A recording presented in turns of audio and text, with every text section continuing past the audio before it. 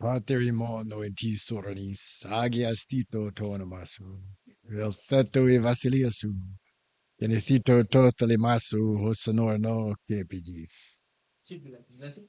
Greek. Tonartonimon tonepusion, nosimin simeron. Que apesimin tau filimateimon, os que misa ficimentisu valete simon. Mi sinikisimas ispiras mon. Alla rusi mas apotu poniru tisusten i Vasilia, que vinimis, que doxa, istusiones. Amen. I'm delighted to be sitting with Dr. Christopher R. Hudson. What does the R stand for? The R stands for Roy, which was my father's name. Oh, okay. So I'm delighted to be sitting with you and having a conversation. And I love conversations on Bible and theology, biblical studies, and contextualization. And we've already had a number of conversations, and just good. So I'm looking forward to this one, wherever that will go. And welcome to African Christian College podcast.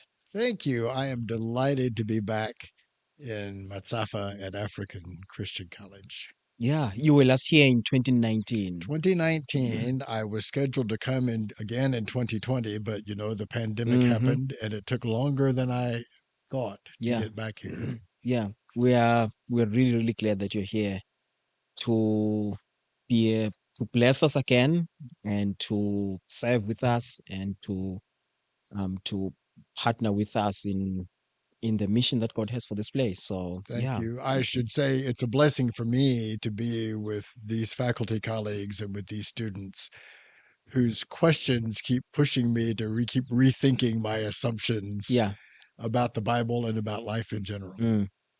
Yeah.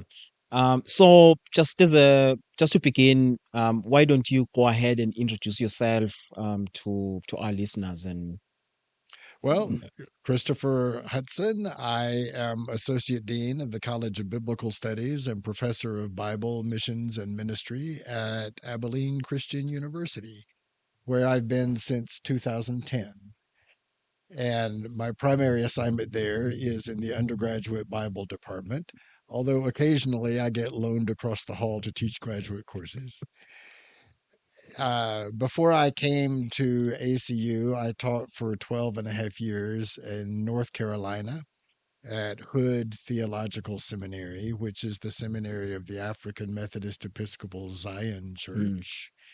That was a very good experience. And before that, I was an adjunct for 1 year at St. Xavier University, which is a Roman Catholic school on the south side of Chicago. And that was while I was finishing my doctoral dissertation. So my professional career has been at Hood Seminary and at Abilene Christian. what about your faith background? Do you grow up in a Christian home? I did. I grew up in Churches of Christ. I am fifth generation among Churches of Christ on both sides of my family. My father was a deacon in charge of missions, so I remember traveling with him and when I was a child down to Torreon, Mexico, to visit some mission work that our congregation was sponsoring then. So I grew up in a strong church environment. And when I was a teenager, I thought it was not cool to say I wanted to be a preacher. So I would say other things like I want to be an optometrist or something like that. But when I got to college, the only thing that I thought was really interesting to major in was the Bible. So I studied biblical languages as an undergraduate at Lipscomb University in Nashville, Tennessee, and started thinking about the Bible and couldn't stop. I just kept going, and here I am. Yeah. What was it really that drew you to find the Bible interesting? In Interesting enough for you to say, yeah, I just want to do this. Well, let's see. I suppose at lots of different levels. It was surely formative for me to grow up in a home in which my parents said prayers with us every night before Mm, bed. We, at the breakfast table, we ate breakfast together and we would have a reading from the Bible mm, every morning with wow. breakfast. Sunday school. I grew up in a church where, in a family where we always went to church. So surely that was formative. Mm, It was formative to be in congregations with preachers who thought children were interesting and wanted to talk to children. mm, So I can remember when I was a very young child in Birmingham, Alabama, the preacher engaging us and singing songs that were child mm, appropriate and mhm, making us think this was an interesting journey. When I got to college, I met professors who began to open up my mind to see there are more interesting things to learn about the history, the culture, layers of theology, mm, beginning to learn the ancient languages of the scriptures. I just realized that there were more layers than I had ever known mm, from Sunday school. And it was just endlessly fascinating for mm, me. So the farther I went with my education, the more complex, but the more rich and mm, the more mm, interesting the Bible mm, became. mm, mm. Yeah, I can certainly relate to that because I also had I grew up in a Christian home. Mhm, Both my parents were preachers, and we had prayers almost every night together mhm, as a family. And I remember that our father used to give us turns as children from time to time. So, okay, you're reading scripture today, and you're sharing whatever mhm, thoughts you have about the text. And I grew up also seeing my mother doing that with us at home, but also with people in the on Sundays and in other days. And for me, the Bible has it's always been interesting. I've always wanted to know more and learn more about it. And when I saw the prospectus of when I was thinking about college and I saw the prospectus of African Christian College, I remember that when I looked at the Bible and ministry major, everything for me clicked. yeah, Like no one needed to convince me, or I didn't need a second opinion of what I want to major in. It just clicked. It's like, yeah, this is it. yeah.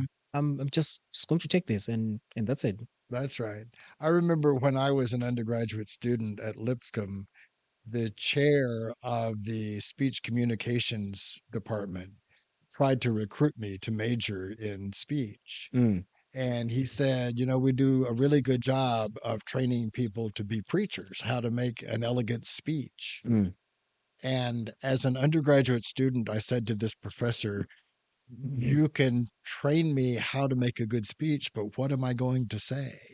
wow. I was more interested in the content. Mm, So I stuck with biblical languages mm-hmm, because I wanted to learn substance, and I figured I could learn how to say it well mm, later mm, on, but I mm. wanted to know what to say. Yeah, yeah, And nothing was more interesting to me than mm, the Bible. yeah, Yeah. yeah. And when you started in your undergraduate, and maybe were you were you already thinking about going for graduate work and even doing PhD, or it just came as you were finishing your undergraduate studies that, oh, I can also do that? I suppose by the time I was a junior and a senior, I was certainly thinking about going on Mm, to graduate school. Then I had to decide where I wanted to go and for what. mm-hmm, And again, I was influenced by my language professors. I found the study of Greek intriguing and interesting, mm, but I studied 3 years of Greek as an undergraduate, and almost all we read was only the New Testament. Now, it was mm-hmm, great reading the New Testament in Greek mm, as an undergraduate. I learned a lot. one class I had, we read some Homer. mm, We read book one of the Iliad in Greek, one class. The only thing that was not the New Testament we read when mm, I was an undergraduate. But that opened up a world to me to say there's a whole world of ancient Greek literature mm, that the writers of the New Testament knew. mm, mm, And I also had a Hebrew, in fact, both of my Hebrew professors at Lipscomb had studied at Hebrew Union College in Cincinnati, which is the main seminary of Reform Judaism in America. And they knew their Hebrew forward and backwards. mm, And it was wonderful to talk with them. And so when I finished at Lipscomb, most people thought I should go directly to seminary. But instead, I went to the University of Cincinnati to their classics department mm, to study more classical Greek, mm, ancient Greek outside the New Testament. And Hebrew Union College was across the street, and they had a consortium arrangement. So mm, a student at University of Cincinnati could take courses at Hebrew Union College, and the courses would transfer back and forth. mhm, So I could go across the street and study some Jewish history and mm, some more Hebrew, and it was just a wonderful, rich mm, experience mm, for me. And then later, I went to seminary mm, and on to my doctoral studies. mm, mm. That's okay, that's nice. Would you still, after years of experience in doing biblical languages, specifically Greek, would you still recommend people to do that? Oh, I cannot stress how important it is for the church to have ministers who can read Greek Mm, and Hebrew. mm. I think it's like putting on. Have you ever been to a movie that was shot in 3D and they Yeah. give you special Uh-huh. glasses and you put on the 3D glasses and suddenly everything pops Mm, out with depth? mm, For me, the experience of learning to read Greek is like reading the Bible with those 3D glasses on. mm, It's the same words, but you start to see layers and depth of meaning mm, and mm, nuance.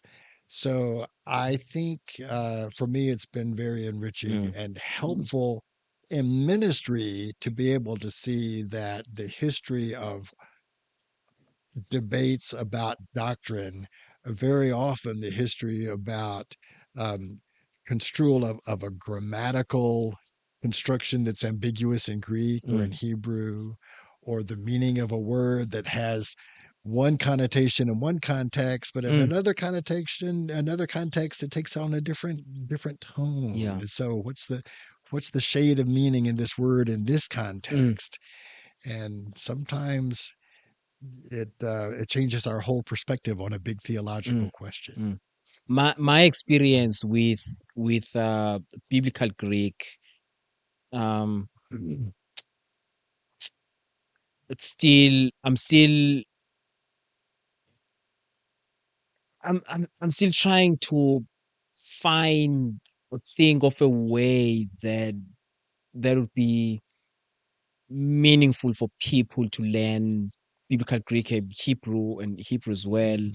But beyond the grammar, because the thing with grammar is, um in many ways, grammar will tell you that this is this word. Okay, this is pistis. Mhm. Okay, and it will give you the different conjugations of pistis, and and the grammar book will end there. Right? What it won't give you um are the various context of how Right, pistis is used and the culture behind the word pistis, the right, worldview behind pistis, and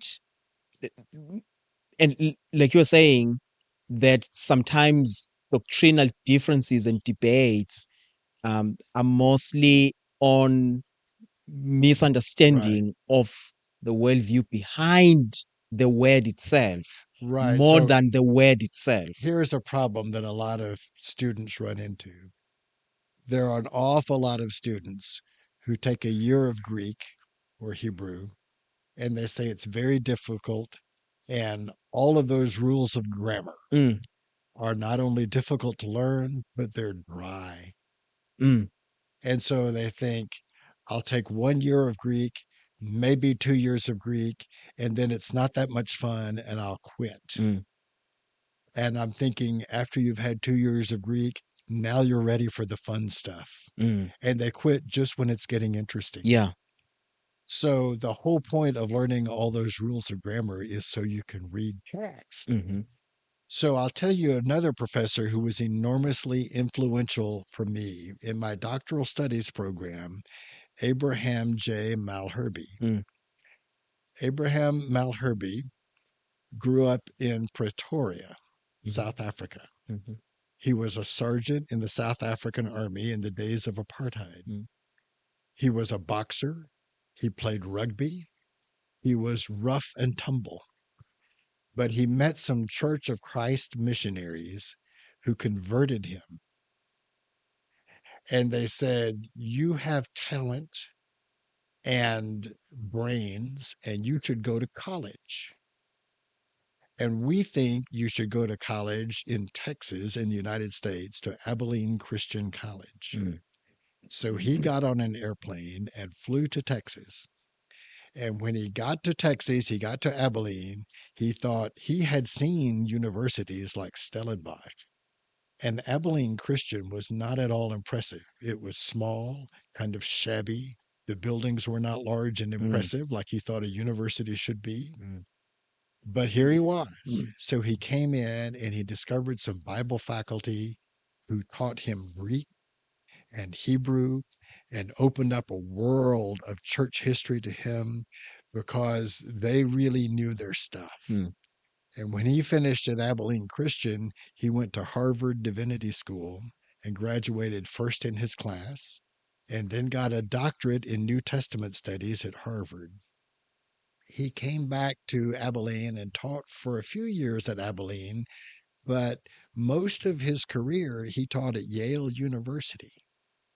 So there were a lot of theologians in South Africa who were very impressed by him because he was a South African who mm, was a professor of Bible at mm, Yale. Wow. So he became internationally recognized.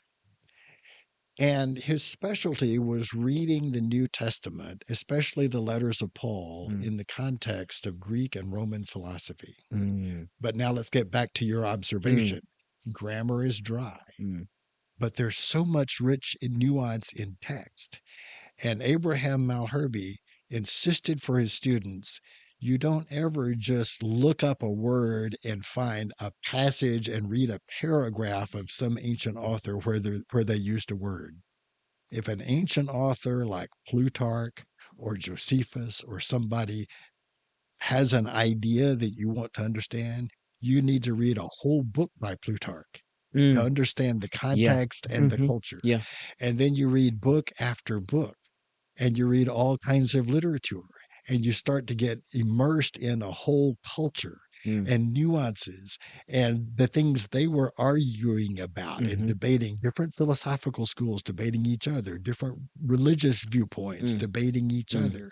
And then you come to a New Testament passage mm, and you're reading the New Testament as part of a broad and deep cultural mm. context in its own Yeah. time. Yeah.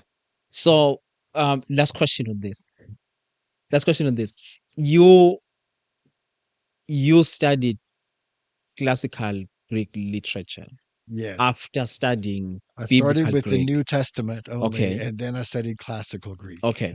Um, which one would you strongly recommend someone who pursue? Let's say you have a student who undergraduate Right. and would you recommend for them to learn? Would you recommend for them to Yeah. learn classical Greek literature? Oh, I would. I Mm-hmm. think it's very. Now, I would say start with whatever is available to you. Mm-hmm. Whatever teachers are nearby, close at hand, whatever you can get, start there. Mm, But one of the things that was strong about my program at Lipscomb University was that our teacher, Harvey Floyd, was the Greek teacher, and he insisted that we start first year with classical Greek. mm, And all of us just wanted to read the New Testament. And we thought, why are we reading Xenophon? mm, Why are we reading all this, learning of this grammar and vocabulary for words that don't occur in the New Testament? mm, Well, after first year, all the tough grammar and the rules, then we were happy to jump and read only New Testament after, Mm, except one class we had in mm, Homer. But the rest we were just reading the New Testament. But I figured out later that that classical Greek gave me that broader foundation so that I could do more classical Greek in mm, graduate school mm, later.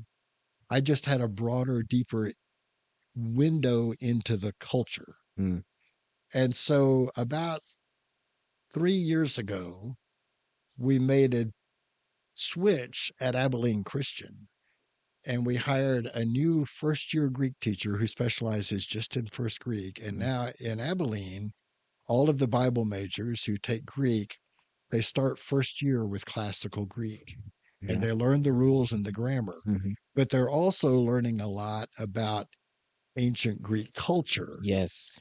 Then in second Mhm. year, they are reading the New Mm, Testament, some Septuagint, the Old Testament translated mhm, into Greek the way Paul read it. mm, Sometimes we read other early Christian mm, texts, but they have a much broader mm, foundation to build on. mm, Even if you want to specialize and your main thing is reading the New mm, Testament, you're just reading on top of a larger mm, foundation. mm. Yeah, I think that was a good move. That's a Mhm. good move, Mhm. and it's a very important move. Um, because language is a window into culture. It is. Language It is is. language doesn't exist for its own sake. It exists because of a culture.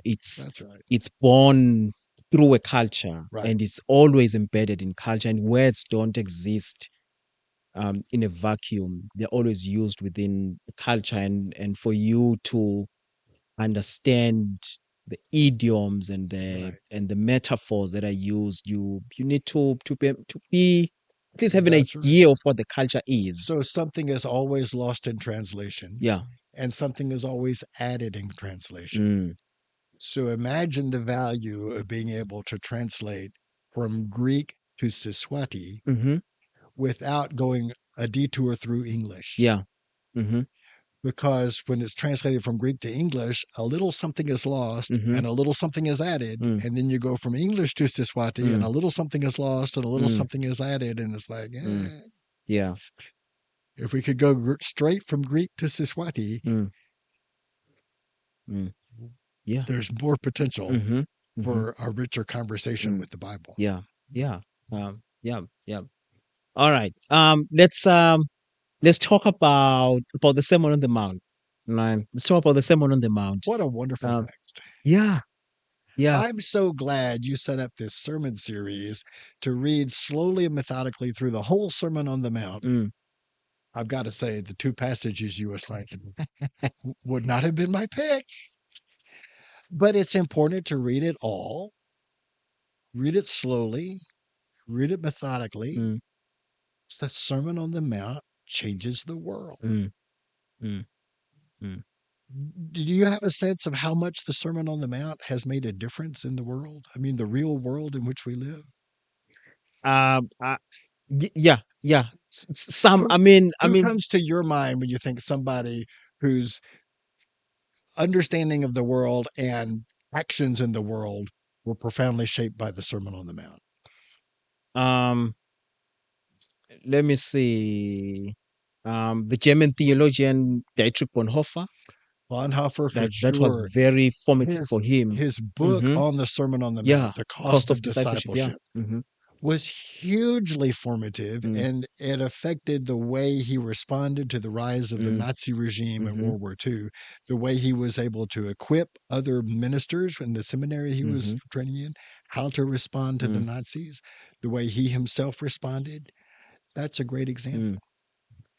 So I was reading about the Sermon on the Mount and I stumbled across a book by Leo Tolstoy, mm, the famous Russian novelist from the 19th century.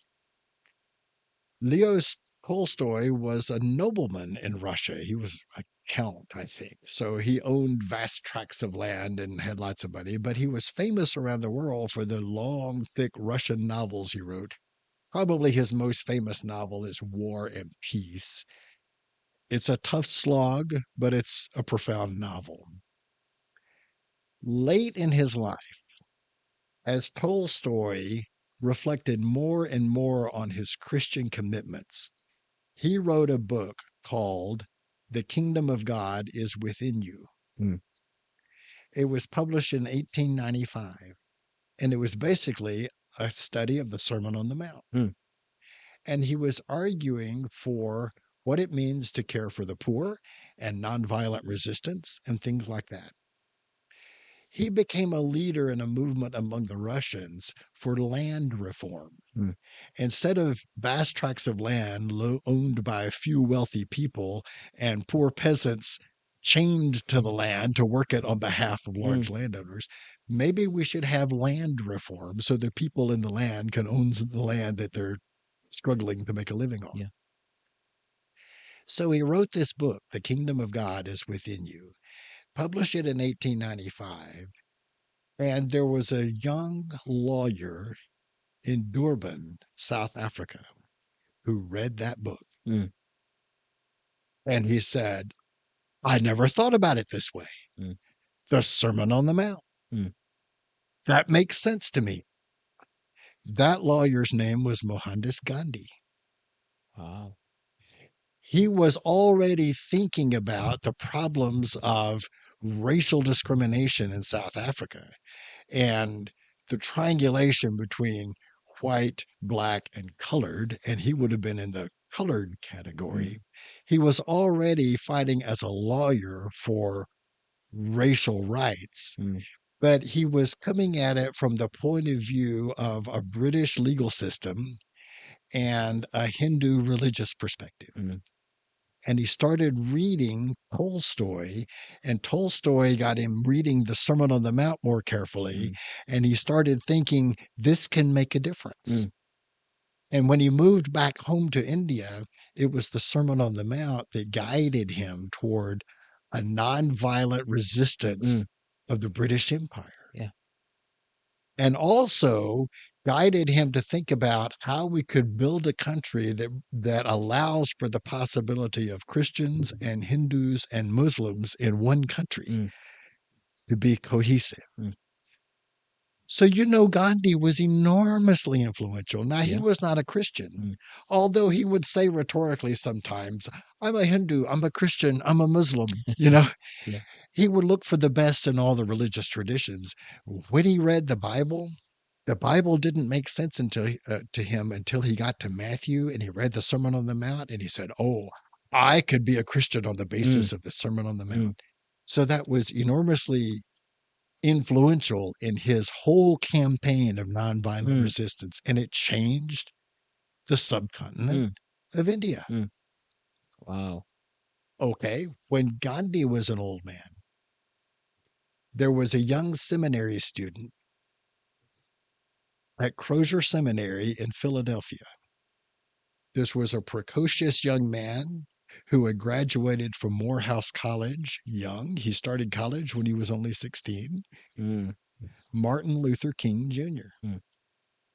When he was a young man at Crozier Seminary in Philadelphia, somebody invited him to go along to a public lecture on theology, and he went, and the lecturer made comments about some Indian radical named Mohandas Gandhi and how he was changing India with nonviolent resistance against the colonialist establishment in India. And Martin Luther King said, I need to know more. He started looking for and studying Gandhi and seeing what Gandhi was seeing on the Sermon on the Mount. And he started thinking, this is something we can work with. So he went to Boston University and did his PhD, and then he became a minister in Montgomery, Alabama, at the Dexter Avenue Baptist Church. And he was only, I think, 25 years old when the Montgomery bus boycott started. So that was a boycott that was started when a young woman named Rosa Parks, she was a friend of Martin of Fred Gray. Fred Gray was a Church of Christ lawyer mm, in Montgomery. He was 25. I think Martin Luther King was 26. Fred Gray was a Church of Christ lawyer who had grown up in Montgomery, Alabama. He had been educated in Nashville, Tennessee, with the Church of Christ preacher Marshall Keeble. He wanted to be a lawyer so he could fight racial discrimination. mm, The state of Alabama had no law school that would admit African American students. But the state of Alabama said if any African American student can qualify to get into a law school in some other state, we'll pay their tuition. mm, They didn't think any students would qualify. He applied and was accepted to Case Western Reserve Law School in Cleveland, Ohio. And he went and got his law degree. There was a large law firm in Cleveland who offered him a job. They wanted to hire him. He said, "No, I've got business in Montgomery. I'm going to move back to Alabama and fight racial discrimination." mm, And he went down there and made friends with a local seamstress and organizer named Rosa Parks. And they mm, thought about strategy. How would you fight racial discrimination? mm, One day, Rosa Parks was on the bus, a city bus, a public bus. The buses were segregated. They said these seats in the front are reserved for white passengers. Behind this line, only black passengers may sit. She was sitting in one of the assigned seats for black passengers, mm, but more white passengers got on. And the bus driver came to her and said, "You need to give up your seat and move farther back because there are more white mm, passengers here." She said no. They called the police. She was forcibly removed from the bus. And then she asked Fred Gray to file the lawsuit. mm, The result was black civic leaders in Montgomery, Alabama said, "What we're going to do is start boycotting the entire city bus system. None of us will ride any of the buses," mm, which means a loss of revenue for the city bus system. mm, We will carpool to work. We will walk to work. We will not ride the city buses until they integrate. mm, The public leader and spokesman for that whole campaign was Martin Luther King. mm, And that bus boycott in 1954 was King's first effort at nonviolent resistance. And he was preaching the Sermon on the Mount for his whole civil rights career. At least once every year, he would preach a sermon, "Love Your Enemies," mm, and remind his followers what it means to follow Jesus in the Sermon on the Mount mm, and why we turn the other cheek and what it means to resist discrimination mm, in a Jesus nonviolent way. mm, Because he'd read Gandhi, who mm, had read Tolstoy, mm, who had been reading Jesus in the mm, Sermon on the Mount. mm, It's astonishing. mm, They changed the laws in America. mm, They mm, changed the laws in India. mm, They changed the laws in Russia. mm. It's fascinating. I had heard that um, the Sermon on the Mount was one of Gandhi's favorite things to Oh, it read, was. Yeah. right? And I didn't know the history that you just brought in. But what is also fascinating about all of the stories is how the Sermon on the Mount, for them, they understood it as more than just an individualistic Right. kind of ethic, but it moved them out there. Right. It became political for them. Right. It was a Right. political thing. They That's understood right. it politically, That's right. um, which in is different to how sometimes we understand the gospel. Hmm. And the gospel is just me and my sins forgiven so that I can go to heaven when I die. Hmm. And then as long as I have that and pray at night before I sleep for the forgiveness of my daily sins, so that if, God forbid, I die in my sleep, Right. I know that I have the ticket to get to heaven. Right. But these people they're talking about, they understood the Sermon on the Mount That's right. in a way that moves them to do something outside. Moves them to do something. So, being a follower of Jesus is not theoretical, Mm, it's practical, mm, something we do. And it's it's it's not ridiculous. It's effective. Mm, Let me tell you another story. A few years ago, I went with Abilene Christian students to a study abroad program in Leipzig, Germany. mm, So ACU has a study abroad, and some students go to the East Germany. Leipzig is in what used to be East Germany, mm, behind the Iron Curtain during the Cold War. mm, And I didn't ever know this. I remember when the Iron Curtain fell, when the Berlin Wall was knocked down mm, in 1989. I remember watching that on television, but I didn't know why or how that happened. It just seemed to me like a spontaneous uprising. mm, But here's how it happened. In the middle 80s, there was a Lutheran pastor of the Nikolaikirche in Leipzig, Germany, which is to say the Church of St. Nicholas. mm, In Germany, the Lutheran Church had always been a state church supported by the government. But in East Germany, behind the Iron Curtain, the East German government stopped supporting the church mhm, and, in fact, imposed extra taxes on people who went to church. mm. They said you can opt out of these taxes if you renounce your Christianity, but we're going to tax you if you go to church. Mm.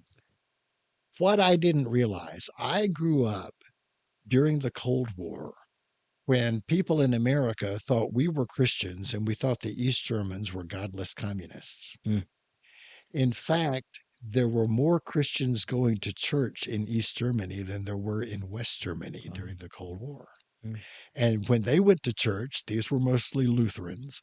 When they went to church, they were paying an extra tax for the privilege of doing that. mm, So there was a pastor. His name was Christian Führer, of all the names for a pastor.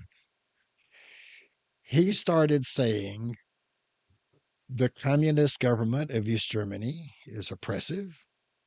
The economy was in a shambles. Teenagers, what do we do with teenagers? Spiritual formation. mm, He started a Monday night prayer group for teenagers to come to his church. That Monday night prayer group evolved into regular Monday night readings of the Sermon on the Mount. mm, Now, sometimes a few people would show up. Sometimes a lot of people would show up. mm, But over the months, as the months went on, word started to get out that this was interesting. mm, And then the secret police, the Stasi, got suspicious. And they started thinking maybe we should shut this down. The Germans in the church started saying, let's take it out of the church into the street. mm, Can we do a peaceful march?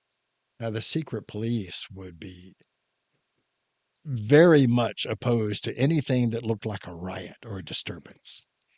So they said, what we will do is everyone will hold a candle. So if you're holding a candle with one hand and trying to shield it from the wind with the other hand, mm, obviously you can't hit anybody, you can't throw anything, you're not a danger, you're not a threat. mm, They marched out of the church and marched in a circle, what's called the Ring Road, which is a road that goes around the old downtown of old downtown Leipzig. They marched in a circle and came back to their church. People saw this and more started coming. mm, And they would start coming every Monday night and they would listen to a reading of the Sermon on the Mount and mm. they would march around the Wow. circle. The Stasi police said, we can't have this. So the Stasi police said, we'll send plainclothes police officers to fill up the church building so that the people can't get in. Wow. So the Stasi came and filled up the church building. And what happened? The preacher read the Sermon on the Mount to them. Mm, And the people stood on the square outside the church and listened from outside. And they marched. mm, It got to be there would be 200,000 people marching around. They could never get in the church building. mm, They would march around the circle holding their candles. mm. because they were inspired by the Sermon on the mm, Mount. And when the Berlin Wall started to fall, that is, Christians in Berlin saw what was happening in Leipzig. They said, we can do this too. mm, We'll have prayer meetings and read the Sermon on the Mount. And pretty soon, the people realized that they vastly outnumbered the secret police. mm, And then they started knocking down the wall in Berlin, and the police couldn't do anything about mm. it. And the prime minister resigned, and the government collapsed. What? What? The Sermon on the Mount changes the world, and not a shot was fired. The Stasi police had machine guns mounted on the tops of buildings ready to fire at the marchers if they did anything that looked violent. The marchers didn't do anything violent. They were all just holding their candles and marching silently around the circle in the name of Jesus. Wow. The Sermon on the Mount changes the world, and nonviolent resistance makes a difference. But why are we not taking it seriously enough? I kind of have a feeling that we don't take it seriously enough. That's such a good question. We live in a world in which we're told that violence is the only way to respond to anything. We're Mm, told on top, are you going to take that? Are you going to let him get away with that? You're not a man if you don't fight back. mm, You have to express your power. mm, So people think, oh, Jesus, that's not practical. That's weak. mm. It brought down the Berlin Wall. Wow. Yeah. And and and and I think we need I'm thinking about this as an African living in a post-colonial era where right now there is a huge movement happening across Africa. This is rise of African spirituality and more people reclaiming African spirituality Right. and wanting to go back to African roots and wanting to and some of them are Christians, and I yeah, I'm one of those people who um I'm an advocate for um African readings of scripture and contextualization and culturation and all of those things. At the same time, and I've said it in a number of times to my students and to in other conversations that personally right now I think the greatest threat of Christianity in Africa is the rise of African spirituality. And it sounds like I'm contradicting myself because at one end I'm saying I'm an advocate for this, but on another end I kind of say I'm also saying it's the greatest threat to Christianity because there are people who would say, Christianity is a foreign religion in Africa. Christianity was brought by the missionaries to colonize. Christianity was a tool of the missionaries to brainwash Africans, to move them away so that they can steal resources and all of those things. And some post-colonial readings of scripture advocate for something like that, um, for African Christians to reclaim power, and it becomes a power move. Whereas when you listen to the Sermon on the Mount in this conversation, it's not a grab for power. It's not becoming the big man. It's not becoming the colonizer, Right. but it's becoming more like the crucified Messiah. It seeps into whatever culture will read it, and it affects that culture. Mm, So it's worth reading. Here's something worth reading. I've been reading this summer with a couple of colleagues at Abilene Christian. We've been reading chapter by chapter and getting together for lunch and talking over the chapters as we go mm, through. Willie James Jennings, a book called The Christian Imagination, published by Yale University Press, 5 years ago. mhm, The Christian Imagination. Now, that title sounds innocuous, doesn't it? Willie James Jennings is an African American theologian at Yale who is doing historical theology and making a critical analysis of how Christian theology evolved and adapted in response to the discovery of the New World and the mm, rise of the colonial powers. mm. Christianity began to reshape itself. And so he makes careful historical studies. It's a dense, difficult read, but so rewarding. Mm. Careful historical studies of different Christian thinkers in different eras in Portuguese, Spanish missionaries, Spanish Catholic missionaries in South America. Mhm. Um, Bishop Colonzo, the Anglican bishop of KwaZulu Natal Mm. in the 19th century. Um, Olaudah Equiano Mm. is one of the people he analyzes. He was not a missionary. He was somebody who was missioned, after he was at first enslaved by the English and then learned their religion. So he's doing close, careful analysis of how their Christianity was affected by the cultural context in which they lived. Yeah. But they lived in a world which changed dramatically from about 1500 to now. Mm. The European world reinvented itself. One thing they invented was Protestantism. Protestantism begins early in the 15th century, Mm. or the early in the 16th century. Um, Late in the 15th century is the beginning of European enslavement of West Africans. Mm. Henry the Navigator from Portugal was the first one to bring people from sub-Saharan West Africa and sell them at auction on the dock in the port in Lisbon, Mm. um, in the 1440s. That was, in the 15th century. By the end of the 15th century, we have the beginning of the Protestant Reformation. Beginning of the 16th century, Martin Luther is going strong. Mm. He's spreading the Protestant Reformation. John Calvin is doing his thing. So, same time, 1492 into the 15th century, Columbus, let me use scare quotes, discovers Mm. the New World as if people weren't already living Mm. there.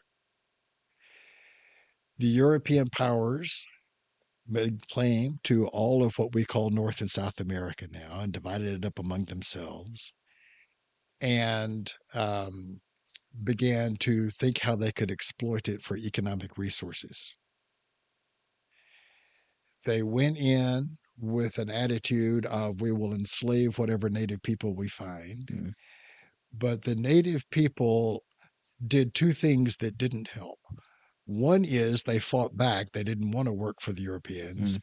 The other was they died of European diseases. Mm. So they didn't make good slaves.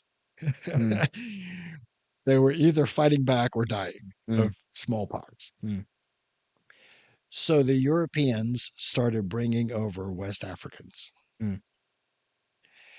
And they depended on West African labor for all of the economic work they were doing throughout the colonies in North and South America, all the European powers, Mhm. which means that the entire New World grew up from a European perspective alongside with the growth of the African slave trade. Mm.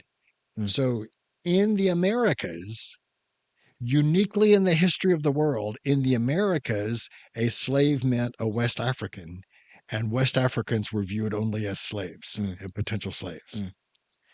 In the history of the rest of the world, people make slaves of the folks living on the other side of the hill. You know, Mm. Greeks enslaved other Greeks, Yeah. right? Romans enslaved other Mm. Italians, right? And so on. But in the Americas, in the modern era, all slaves were West Africans, and all West Africans were viewed as slaves. Mm. Hmm. The Protestants, not the, just probably the Europeans at this time, invented a new thing, a new capitalist enterprise.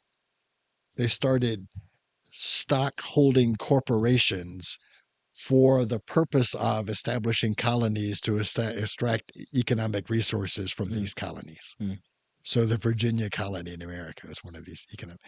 So the idea of a stock holding corporation that's trying to make an economic profit, and their way of making a profit is going to use slave labor Mm. on land that they've taken away from Native Mm. Americans. Okay. So they're inventing a new economic system. They're inventing a new social structure, Mm. all while they're inventing a new religion that Mm. they're calling Protestantism. Mm. And all of these things grow up together. And Willie James Jennings does a brilliant analysis of how these folks start rethinking their Christianity so that to them it makes sense that Christianity should be a capitalist, colonialist, white supremacist enterprise. Yeah. The three C's of The three yeah, C's. The three C's. yeah. This is what he calls the Christian imagination. These Christians imagine that this is what Jesus wants them to do. Mm. They have they have reimagined the Bible into approving their view Mm. of the world. Mm. So, what do we need to do? We need to go back and read the Bible in Mm. its original Mm. context, in its original languages, and say, what do these ancient biblical texts in an ancient Jewish and an ancient Greco-Roman context have to say to modern Swati culture? Yeah. Mm-hmm.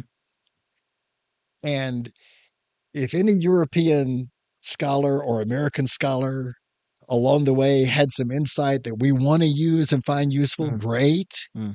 But we shouldn't have to check with them to say, Yeah. is this the right answer? Mm-hmm. So it's just like language. Mm. If we translate the language from Greek into English and then into Siswati, Mm. something is going to be lost in Mm. translation. If we translate our theology Mm. from early Christian theology to modern Protestant Western theology, and then say, how can we make that Mm. live in Swati Yeah. culture?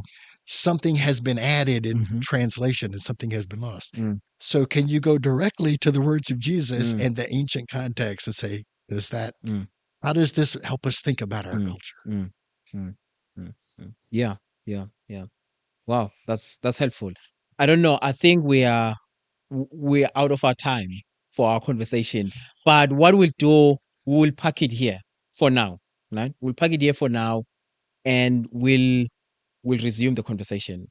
Because I really would like for us to get to your sermon and talk about divorce, right? Great, Um, great. Okay.